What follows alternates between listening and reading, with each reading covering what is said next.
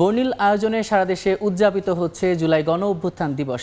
বিস্তারিত জানাতে চট্টগ্রামে আছেন রিপোর্টার শফিকুল আলম এবং সিলেটের শিল্পকলা একাডেমিতে আছেন রিপোর্টার ইকরামুল কবির। সরাসরি শুরুতেই যাচ্ছি ইকরামুলের কাছে।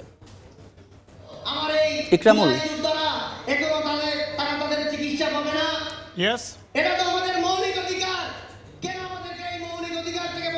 এই মুহূর্তে আমি আছি সিলেট শিল্পকলা একাডেমিতে সিলেটের জেলা প্রশাসনের পক্ষ থেকে 24-এর অভ্যুত্থানে জুলাই অভ্যুত্থানে যারা শহীদ হয়েছিলেন এবং জুলাই যোদ্ধাদের সম্মানে সম্মেলনের আয়োজন করা হয়েছে। আমরা দেখতে পাচ্ছেন যে ইতিমধ্যে এই অনেক সময় ধরে এই অনুষ্ঠানটি চলছে এবং মঞ্চে যারা নিহত হয়েছেন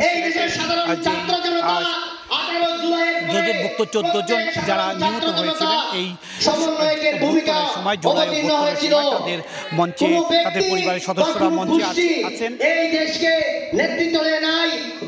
এবং এখানে জেলা প্রশাসন উদ্যোগে জুলাই অভ্যুত্থানের 2024 শহীদ পরিবার ও জুলাই যোদ্ধাদের সম্মেলন চলছে এবং এই 14 জনের পরিবারের সদস্যরা এখানে আছেন। এখানে রাজনৈতিক নেতৃবৃন্দরা উপস্থিত হয়েছেন, বিভিন্ন শ্রেণী পেশার মানুষেরা উপস্থিত হয়েছেন। জেলা প্রশাসনের পক্ষ থেকে জেলা প্রশাসক মাহবুব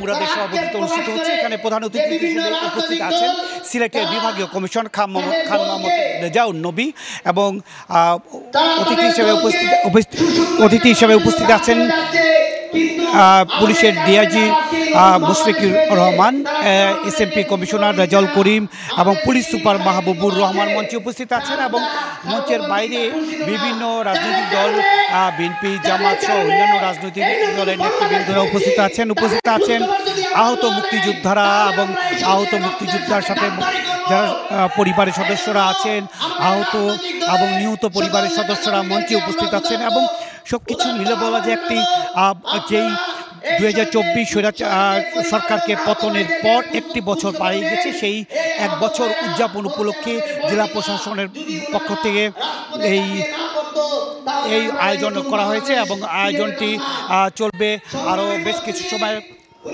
মোটামুটি এই ছিল সিলেটের যে 24 জুলাই অভ্যুত্থানে যারা শহীদ হয়েছেন তাদের সম্মানে এবং তাদের পরিবার সদস্য এবং যারা আহত হয়েছেন জুলাই যোদ্ধাদের সম্মানে আয়োজন এখানে ছিল।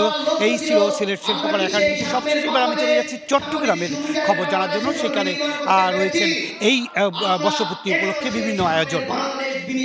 সায়েন্স বিশ্ববিদ্যালয়ের পক্ষ থেকে আলোচনা সভা অনুষ্ঠিত হচ্ছে অডিটোরিয়ামে। সেখানে রয়েছেন বিএনপির স্থায়ী কমিটির সদস্য আমির খসরু মাহমুদ চৌধুরী, তিনি এই মুহূর্তে রয়েছেন এবং সেখানে সভাপতিত্ব করছেন প্রফেসর ডক্টর মোহাম্মদ লুৎফুর রহমান এবং কিছুক্ষণ পরে কিন্তু আমির খসরু মাহমুদ চৌধুরী বক্তব্য রাখবেন। এখানে যে শহীদ রয়েছে শহীদের পরিবার এবং যারা জুলাই শহীদ রয়েছে তারাও এসেছেন। কিছুক্ষণ আগে কিন্তু এখানে চট্টগ্রামের অন্যতম প্রধান শহীদ ওয়াসিমের ভাইও কিন্তু এখানে এসেছেন এবং অন্যান্য শহীদের সদস্যরাও কিন্তু এখানে এসেছেন এবং কিছুক্ষণ পরে কিন্তু যারা শহীদ এবং যে শহীদ পরিবার আছেন তাদের সাথে কিন্তু আমির খসরু মাহমুদ চৌধুরী কথা বলবেন এবং বিভিন্ন সম্মাননা পুরস্কার তাদের হাতে তুলে দেবেন। তবে এটি Chittagong veterinary and animal science বিশ্ববিদ্যালয়ের পক্ষ থেকে এখানে মূল যে বিষয়টি বলা হচ্ছে সেটা হচ্ছে আসলে দেশের শান্তি প্রতিষ্ঠা করতে হলে একটা অর্থাৎ সুষ্ঠু নির্বাচন প্রয়োজন, অত গণতন্ত্র ব্যতীত দেশের শান্তি প্রতিষ্ঠা হবে সেটি বলছে এবং বিশেষ করে তুলে ধরেছেন এখানে যে 36 দিনের যেই জুলাই গণ অভ্যুত্থান সেই